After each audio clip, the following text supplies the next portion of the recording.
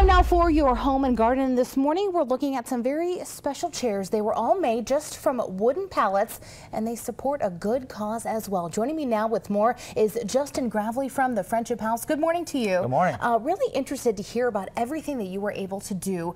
You've been in Bainbridge, you said this group for more than 20 years now. 24 years in Bainbridge. And this is something too, expanding a little bit now as we are starting kind of the new school year, kind of bumping up a little bit. Working on renovations for a facility in Seminole County, Donaldsonville, and expanding the ministry over there shortly. Why is this something so important? 24 years now, something that you constantly see the need for day in and day out. Well, the kids in our area and Seminole County as well really don't have a place to go. A lot of kids in the afternoon, and our ministry services are important and vital in keeping them off the streets, keeping them involved in projects like these chairs and their faith. You know, we really feel that their faith can affect every other part of their life. So something that's so interesting about these chairs, I mean, it's literally a wooden pallet, and you said this is the cost here. Carriage bolts, about right here. $5 in carriage bolts. So. Being able to teach these kids a skill, they're able to look back, say, hey, look, I made this. I sat in this. Someone might want this in their backyard.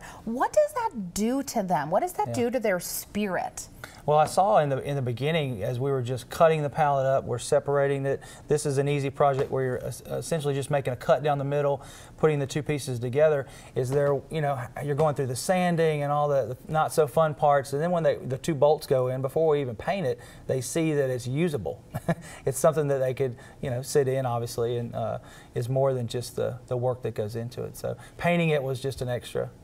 That's just the icing on the cake, right? That just makes it that, you know, pop and stand out a little bit. You know, this is something that, okay, yes, it's fun while you're doing it, but when you're able to move on and when they can call back on these skills and say, hey, I know how to do that, maybe they have the confidence then to move forward with something else. You know, what does that say about this after-school program, and when adults especially can take some time out and give back to the younger people in our community?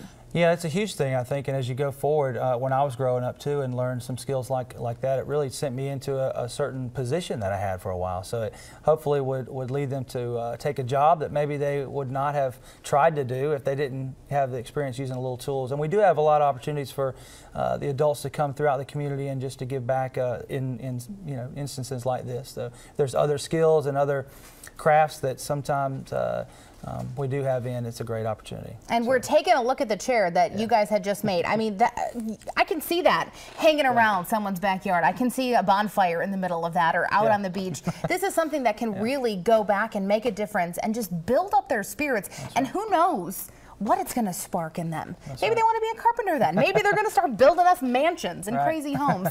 So what is next for the Friendship House and taking care of these kids, especially now that we're on a new school year? Right. Well, we're real excited. Recently we've been given a lease by Seminole County in Donaldsonville for a facility that they had already in place, which is huge when you're starting this ministry.